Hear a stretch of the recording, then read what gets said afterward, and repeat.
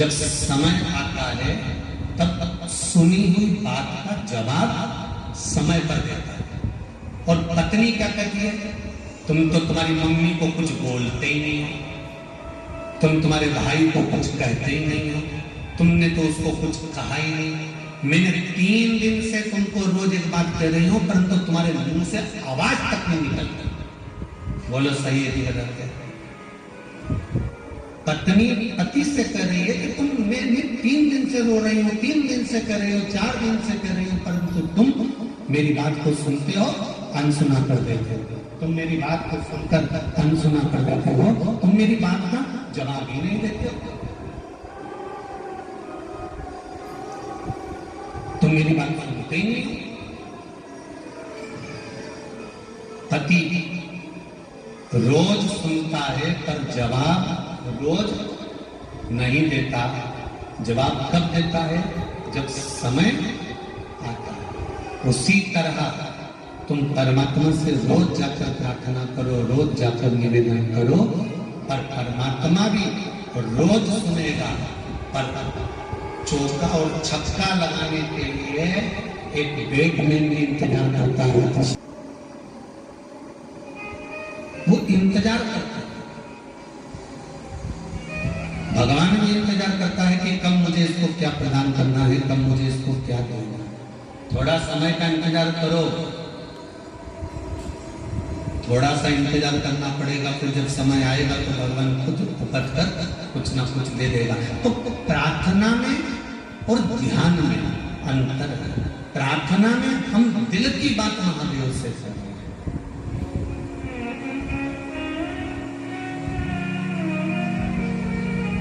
प्रार्थना में हम दिल की बात, हृदय की बात भगवान देवाधिदेव महादेव से कह रहे हैं। और ध्यान में हम लगाने का प्रयास भी कर रहे हैं तो हो सकता है नहीं लगे। ध्यान नहीं लगा, परमात्मा नहीं मिला, पर प्रार्थना में कहकर छोड़ दिया, प्रार्थना में कहकर दूर हट गया,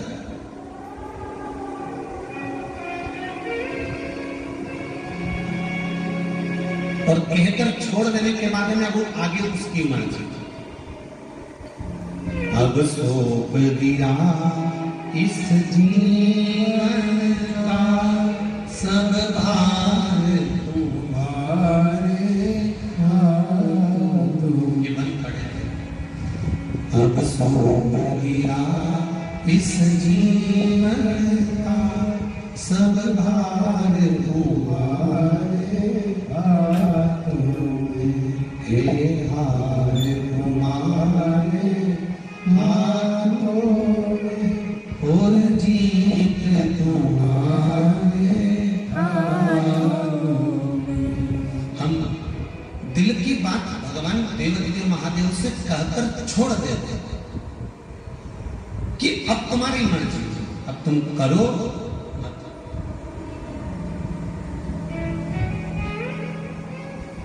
ये बड़ा सुंदर संवाद है, ध्यान देंगे। एक बार देवाधिदेव महादेव के सामने, जैसे कल कथा में था ना कि चंचुला देवी शंकर भगवान के सामने जाकर खड़ी हो जाती है और चंचुला देवी ठहाका लगाकर हंसती है और शंकर भगवान उसको समझाते हैं, उपदेश देते हैं और उसको शिव महापुराण तत्व का महत्व समझा देते हैं।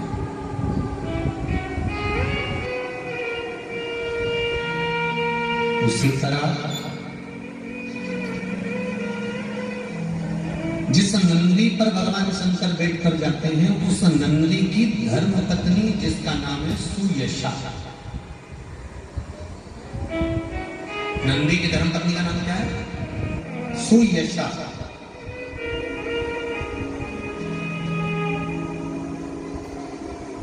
ये सुयशा नंदी की धर्म पत्नी एक बार नंदी से कहती है, स्वामी मृत्यु लोक पर आप भगवान शंकर के साथ में नित्य प्रति रहते हैं, शिव जी के साथ आप भ्रमण करते रहते हैं, पर मेरा मन है कि आप शंकर भगवान के साथ में रहें। शंकर भगवान का जहां शिवालय रहे उस जगह पर तुम भी विद्यमान रहो, तुम भी विराजमान रहो। मेरा मन है कि मैं आपको देवाधिदेव महादेव के चरणों में देखना चाहता हूं, हर पल, हर घड़ी, हर क्षण।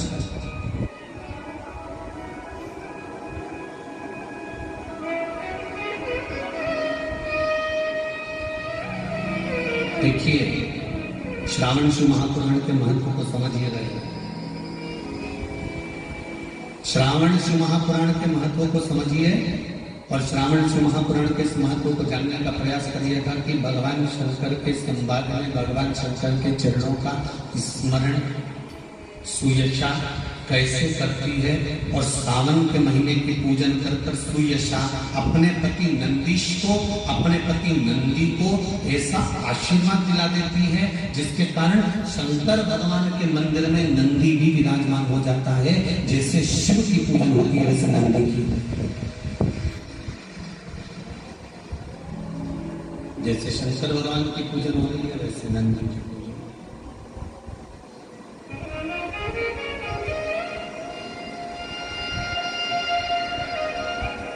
भगवान की आरती में लाइन आती है, काशी में विश्वनाथ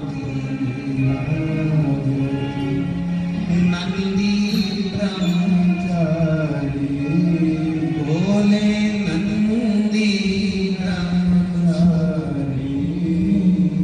नित उठ भोग लगावत नित नित दर्शन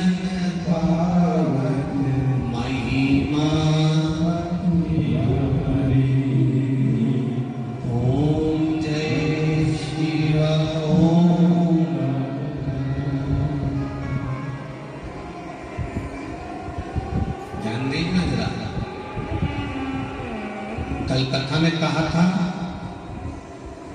आधा भार पति उठाता है और आधा भार जम के बोलो धर्म पत्नी उठाती है। आधा भार पति उठा रहा है, आधा भार धर्म पत्नी उठा रहा है। पति कभी इस अंदाजे में मत रहना कि तुम अकेले के बल पर तुम उन्नति की सीढ़ी पर चढ़ रहे हो।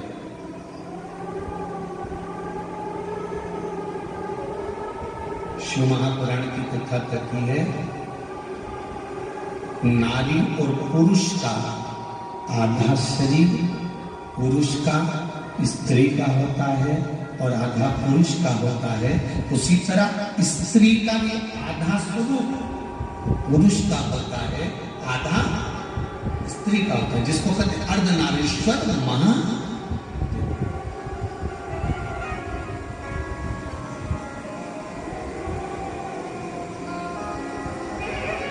आधा भाग नारी उठा रही है, आधा भाग पुरुष उठा रहा है, आधा भाग पति उठा रहा है, आधा पत्नी उठा रही है। पति की उन्नति की सीढ़ी में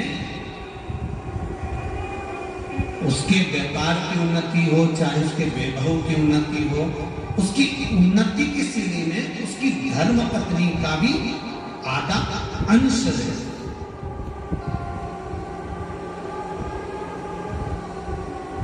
पर व्यक्ति ये भूल जाता, व्यक्ति को यह भान नहीं होता था। एक कथा पहले कही थी, आपको स्मरण होगा। एक नौकर चिट्ठी लेकर चले गए, सेठ जी को बताया नहीं और चले गए। 15 दिन तक नौकर नहीं आया तो सेठ जी को लगा कि नौकर की तनख्वाह कम थी इसलिए भाग गया होगा। एक काम करता हूं, मैं तनख्वाह बढ़ा देता हूं। सेठ जी ने उसकी तनख्वाह बढ़ा दी, नौकर आया और काम पर लग गया।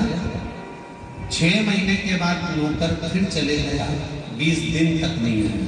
सेठ जी को गुस्सा आया, मैंने इतनी सारी तनख्वाह बढ़ाई इसकी और बढ़ाने के बाद भी ये तो छुट्टी करके बैठ गया, कुछ भी हो जाए इसकी तनख्वाह आज से कम कर दो। सेठ जी ने कम कर दिया। नौकर फिर आ गया। सेठ जी ने 2 महीने के बाद कहा कि तेरे 15 दिन तू नहीं आया था तो तेरी तनख्वाह बढ़ा दी थी, अभी नहीं आया तो तेरी तनख्वाह घटा दी। तू कुछ मुंह से बोला ही नहीं, तनख्वाह बढ़ी तो कम से कम धन्यवाद तो देना था कि साहब बहुत अच्छी बात है, आपने मेरी तनख्वाह बढ़ा दी। और मैंने तनख्वाह कम कर दी तो भी तू नहीं बोला कि आपने तनख्वाह कम कर दी, आखिर क्यों नहीं बोलता? तो इतने में उस नौकर ने कहा, सेठ जी मैं गुरु के चरणों में रहता हूँ, गुरु के चरणारविंद की कथा का रस तत्व ग्रहण करता हूँ।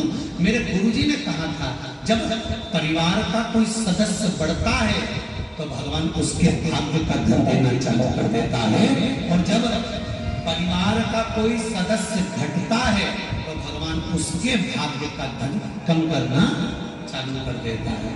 जब मैंने 15 दिन की छुट्टी ली थी तब मेरी पत्नी के गर्भ से एक बेटे ने जन्म लिया था। मैं जान गया कि भगवान ने मेरे यहाँ एक सदस्य बढ़ाया तो तनख्वाह बढ़ा दी। फिर 6 महीने के बाद मेरी माता जी शांत हो गई, मैं वापस नौकरी पर आया। आपने मेरी अतिथि कोई मेहमान कोई व्यक्ति आ भी रहा है तो हमें हमारे भाग्य के साथ में उस अतिथि के भाग्य का धन भी प्राप्त हो रहा है, भाग्य का धन भी प्राप्त मिल रहा है।